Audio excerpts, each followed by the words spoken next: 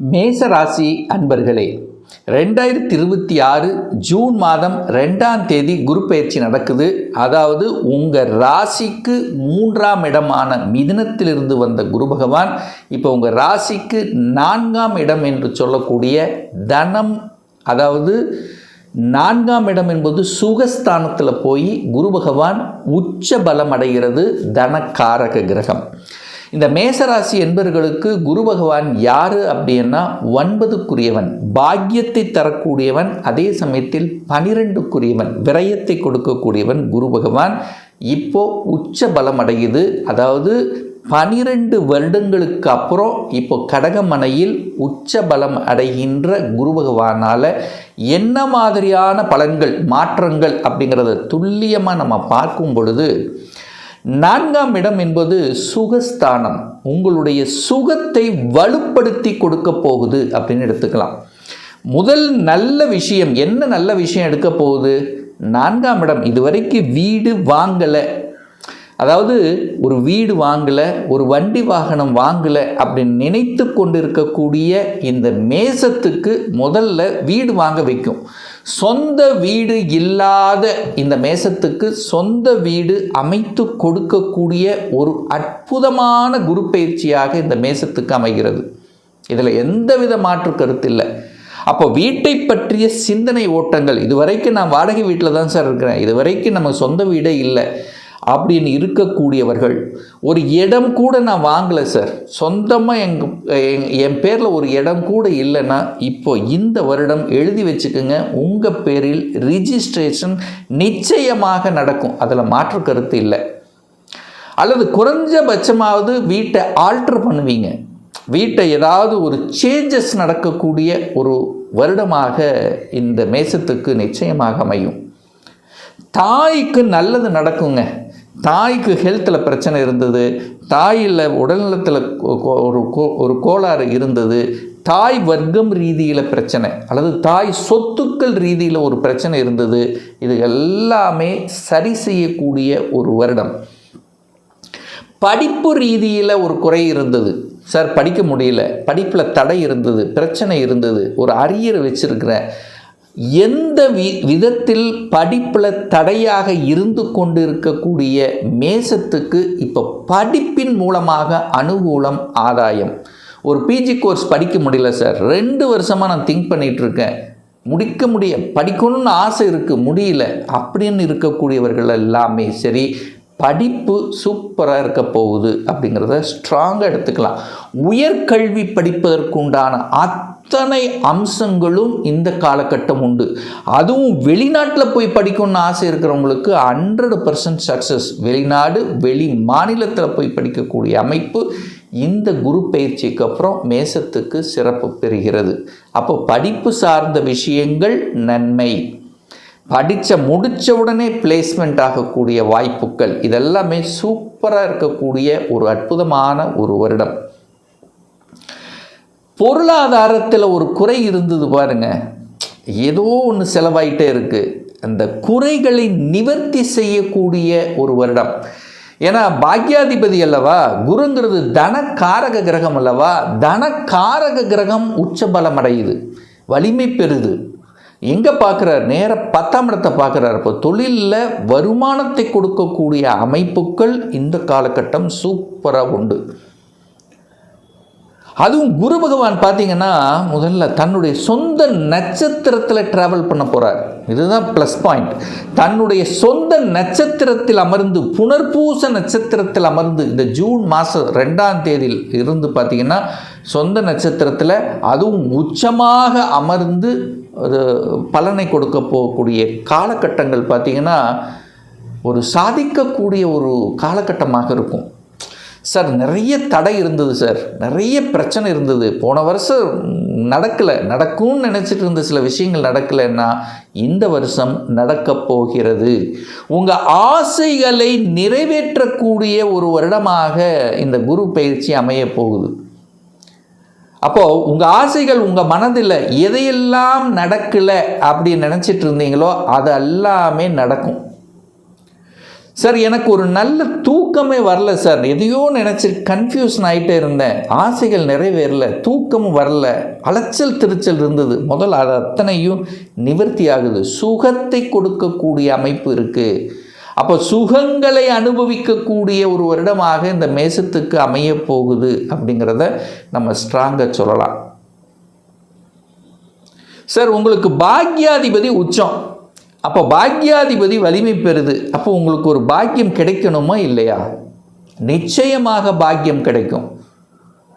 என்ன பாக்கியத்துக்காக கடந்த சில வருடங்களாக ஏங்கிக் கொண்டிருக்கிறீர்களோ அந்த பாக்கியம் கிடைக்கக்கூடிய அமைப்பு இருக்குது. சார் என்ன பாக்கியம்? குழந்தை பாக்கியம் இல்லை, கிடைச்சிடும்.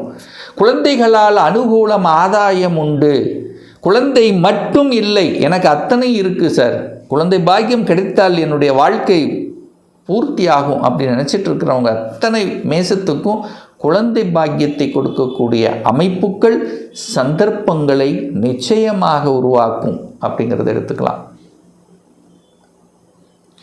அந்த குரு பகவான் பார்த்தீங்கன்னா தான் இருக்கிற இடத்தை விட தன்னுடைய பார்க்கக்கூடிய இடங்கள் வலிமை பெறும். ஸோ அந்த வகையில் 5ஆம் பார்வையாக எங்கே பார்க்குறாருன்னா 8ஆம் இடத்தை பார்க்குறார், அட்டமஸ்தானத்தை பார்க்குறார். அப்போ அட்டமஸ்தானம்ங்கிறது வலி, வேதனை, துக்கம், துயரத்தை கொடுக்கக்கூடிய இடம் அல்லவா? அந்த இடத்தை பார்த்து அந்த இடத்தை புனிதமடைய செய்ய போகிறார். அப்போ மேசராசி என்பவர்களுக்கு யாருக்கெல்லாம் ஒரு வலியை கொடுத்து கொண்டிருக்கிறதோ, யாருக்கெல்லாம் ஹெல்த் சார்ந்த விஷயத்தில் பிரச்சனையோடு இருந்து அனுபவித்து கொண்டிருக்கிறீர்களோ அவர்களுக்கெல்லாம் நிவாரணம் கிடைக்கும். அப்போ ஹெல்த்தை சரி செய்யக்கூடிய சந்தர்ப்ப சூழ்நிலைகளை உருவாக்கும். ஹெல்த்தால் இருந்து வந்த பிரச்சனைகள் சரியாகும், கொஞ்சம் ஆக்டிவேஷன் கிடைக்கும்.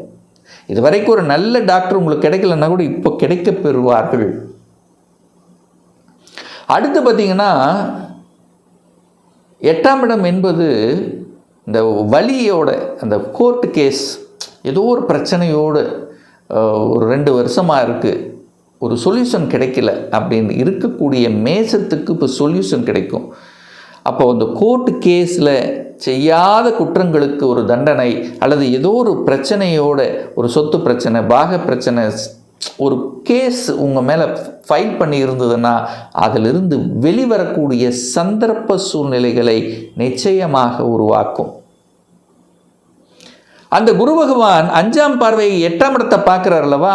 அப்போது நிறைய இந்த மேசராசி என்பவர்கள் தன்னுடைய சொந்த ஊரை விட்டு வெளியே நகரக்கூடிய பாக்கியத்தை கொடுக்கும். ஒரு வேலை விஷயமாக செய்யலாம், அல்லது தொழில் விஷயமாக இருக்கலாம், எந்த விஷயமாக இருந்தாலும் நீங்கள் உங்கள் ஊரை விட்டு வெளியே சென்று சம்பாதிக்கக்கூடிய சூழ்நிலைகளை நிச்சயமாக உருவாக்கும். அதை கெட்டியாக பிடித்து கொள்வது சிறப்பு. ஏன்னா நிறைய மேசராசி என்பவர்கள் உங்கள் ஆழ் மனதில் ஆசைகளை வளர்த்தி கொண்டு இருந்திருப்பீர்கள். நான் வெளிநாட்டுக்கு போகணும், வெளியூரில் போய் பிழைக்கணும், வெளியூரில் போய் சம்பாதிக்கணும் அப்படின்னு இருக்கக்கூடியவர்களுக்கெல்லாம் இது சாதகமான காலகட்டம். அப்போ வெளியில் போய் படிக்கணும், அதாவது ஒரு பிஜி படிக்கணும், ஒரு யூஜி படிக்கணும், ஒரு கவர்மெண்ட் இன்ஸ்டிடியூஷனில் படிக்கணும், ஒரு ஐஐடியில் போய் படிக்கணும், என்ஐடியில் போய் படிக்கணும். ஸோ இந்த மாதிரி ஒரு ஆசை கனவுகள் வைத்து கொண்டிருப்பீர்கள் அல்லவா? அந்த ஆசைகளை எல்லாம் நிறைவேற்றக்கூடிய ஒரு வருடமாக உங்களுக்கு நிச்சயமாக அமையும். அடுத்து பார்த்தீங்கன்னா அந்த குரு பகவான் தனது சப்தம பார்வையாக எங்கே பார்க்குறாருன்னா 10ஆம் இடத்தை பார்க்குறார், தொழில் ஸ்தானத்தை பார்க்குறார். அப்போ தொழிலில் ஏற்றத்தை கொடுக்கக்கூடிய ஒரு வருடம் அப்படிங்கிறத உறுதியாக 100% சொல்லலாம். எப்படி சார் சொல்கிறீங்க அப்படின்னா, உங்களுக்கு தொழில் காரக கிரகம் யார்? சனி பகவான். பொதுவாக காரக கிரகம் சனி பகவான். ஆனால் மேசத்துக்கு 10ஆம் அதிபதி, தொழில் ஸ்தானத்தின் அதிபதியும் அதே சனி பகவான் தான். அப்போ சனி பகவானை அந்த குரு பகவான் பார்ப்பது சிறப்பு.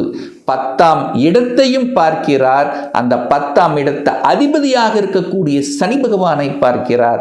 அப்போ மேசத்துக்கு தொழிலில் பிரச்சனையாக இருக்கிறது, அழுத்தமாக இருக்குது, டென்ஷனாக இருக்குது, ஒரு சொல்யூஷன் கிடைக்கல, ஒரு வளர்ச்சி கொடுக்கல, ஒரு தடை இருக்குது, தாமதம் இருக்குது, பிரச்சனை இருக்குது, பெரிய வருமானம் கொடுக்கல.